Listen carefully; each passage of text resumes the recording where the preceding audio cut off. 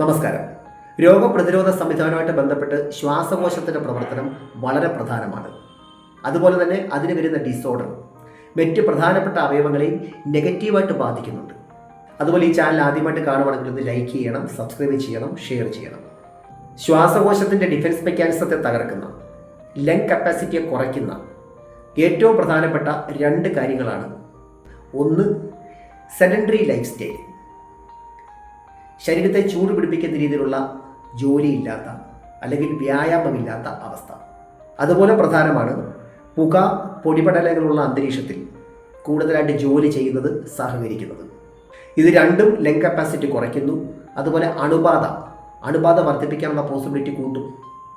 അതുമൂലമുണ്ടാകുന്ന ശ്വാസ തടസ്സം, COPD പോലുള്ള അവസ്ഥ ഉണ്ടാകാനുള്ള പോസിബിലിറ്റി കൂട്ടും. അതുപോലെ തന്നെ ലങ്സിൻ്റെ പ്രവർത്തനത്തെ നെഗറ്റീവായിട്ട് ബാധിക്കുന്ന ഒരവസ്ഥയാണ് അമിതമായിട്ടുള്ള ആഹാരം ഒന്നിച്ച് കഴിക്കുന്നത്. അതുപോലെ തൂക്കം കൂടുന്നത് ലങ്സിൻ്റെ പ്രവർത്തനത്തെ നെഗറ്റീവായിട്ട് ബാധിക്കും.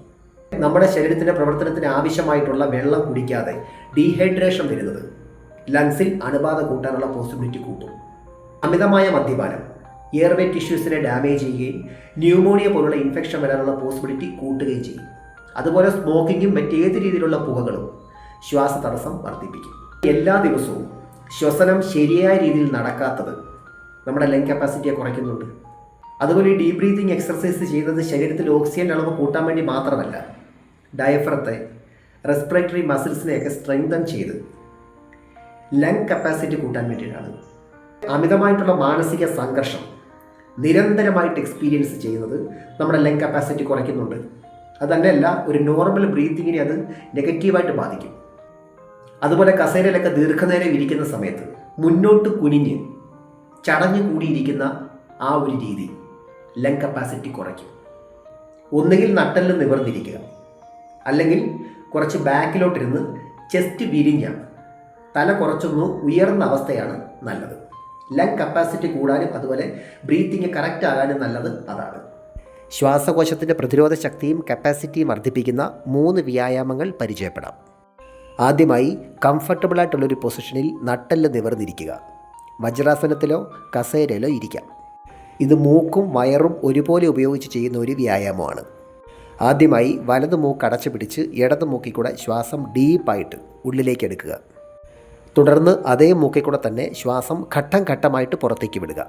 പുറത്തേക്ക് വിടുന്ന സമയത്ത് വയറ് ഉള്ളിലേക്ക് വലിക്കണം. 10 പ്രാവശ്യം കൊണ്ട് ശ്വാസം പൂർണ്ണമായി എക്സേൽ ചെയ്യുക.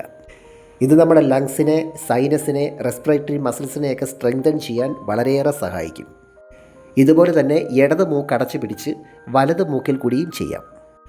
ശ്വാസനാളത്തെ ശുദ്ധീകരിക്കാനുള്ള ഏറ്റവും ബെസ്റ്റ് എക്സർസൈസായത്. പൊടിമൂലം ഉണ്ടാകുന്ന അലർജി കുറയ്ക്കാനായിട്ടുള്ള ഏറ്റവും നല്ല റെമഡിയായത്. മാത്രമല്ല, ശ്വാസനാളങ്ങളിൽ അടിഞ്ഞുകൂടിയിരിക്കുന്ന ബാക്ടീരിയകളെ അവിടുന്ന് വരുന്ന സ്രവങ്ങളിൽ കൂടി പുറന്തള്ളപ്പെടുന്നു. ഈ ഒരു വ്യായാമം ചെയ്യുമ്പോൾ ഓർത്തിരിക്കേണ്ട കാര്യം നട്ടെല്ല് നിവർന്നിരിക്കുക എന്നുള്ളതാണ്. അതുപോലെ ശ്വാസം പുറത്തേക്ക് വിടുമ്പോൾ വയറ് ഉള്ളിലേക്ക് വലിക്കുകയും വേണം.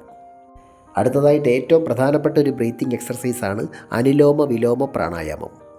ഇതിനും നട്ടെല്ല് നിവർന്ന് കംഫർട്ടബിളായിട്ടിരിക്കുക.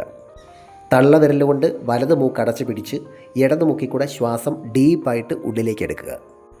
തുടർന്ന് ചെറുവിരൽ കൊണ്ട് ആ മൂക്ക് അടച്ചു പിടിച്ച് 10 സെക്കൻഡ് ശ്വാസം ഹോൾഡ് ചെയ്യുക. തുടർന്ന് വലത് മൂക്കിൽ കൂടെ ശ്വാസം പൂർണ്ണമായി പുറത്തേക്ക് വിടുക. ഇനി പുറത്തേക്ക് വിട്ട വലത് മൂക്കിൽ കൂടെ തന്നെ ശ്വാസം വീണ്ടും ഉള്ളിലേക്ക് എടുക്കണം. തുടർന്ന് 10 സെക്കൻഡ്സ് വീണ്ടും ഹോൾഡ് ചെയ്ത് വെക്കുക. ഇടത് മൂക്കിൽ കൂടി ശ്വാസം പൂർണ്ണമായും പുറത്തേക്ക് വിടുക. ഈ ഒരു രീതി തന്നെ 2 മൂക്കും മാറി മാറി 3 പ്രാവശ്യം ചെയ്യാം. ബ്രീത്തിങ് എക്സർസൈസ് എന്ത് ചെയ്യുമ്പോഴും നട്ടെല്ല് നിവർന്നിരിക്കണം. അതുപോലെ ഭക്ഷണത്തിന് മുമ്പ് ചെയ്യുന്നതായിരിക്കും നല്ലത്. അതല്ലെങ്കിൽ 4 മണിക്കൂറിന് ശേഷം ചെയ്യുന്നതും നല്ലതാണ്. അടുത്തതായിട്ട് ലങ്സിൻ്റെ കപ്പാസിറ്റി കൂട്ടാനും ബ്രീത്തിങ് ശരിയാകാനുമുള്ള പ്രധാനപ്പെട്ട ഒരു വ്യായാമമാണ്. ഇതും വജ്രാസനത്തിലിരിക്കാൻ പറ്റാത്തവർക്ക് ഒരു കസേരയിൽ ഇരുന്നും ചെയ്യാം. നട്ടെല്ല് നിവർന്നിരുന്ന് ശ്വാസം പൂർണ്ണമായി ഉള്ളിലേക്ക് എടുക്കുക. ശേഷം പുറത്തേക്ക് വിട്ടുകൊണ്ട് കുനിയുക. കുനിയുന്ന സമയത്ത് വയറ് നന്നായിട്ട് ചുരുങ്ങുകയും കാർബൺ ഡയോക്സൈഡ് പൂർണ്ണമായും പുറന്തള്ളപ്പെടുകയും ചെയ്യുന്നു. നിവർന്നു വരുന്ന അവസരത്തിൽ ശ്വാസം ഉള്ളിലേക്ക് എടുക്കുക. ഈ സമയം കൂടുതൽ ഓക്സിജനെ ഉൾക്കൊള്ളാനുള്ള ഒരു കപ്പാസിറ്റി ലങ്സിന് വർദ്ധിക്കുന്നു. തന്നെയല്ല, ഇത് പതിവായിട്ട് ചെയ്യുകയാണെങ്കിൽ വയറിൻ്റെ ഭാഗം ചുരുങ്ങാനുള്ള ഒരു ടെൻഡൻസി കാണിക്കുകയും ചെയ്യും. എനിവേ നമുക്ക് മറ്റൊരു വീഡിയോയുമായി വീണ്ടും കാണാം. അപ്പോൾ ചാനൽ സബ്സ്ക്രൈബ് ചെയ്യാനും ലൈക്ക് ചെയ്യാനും മറക്കരുത്. Thanks for watching. See next day. By.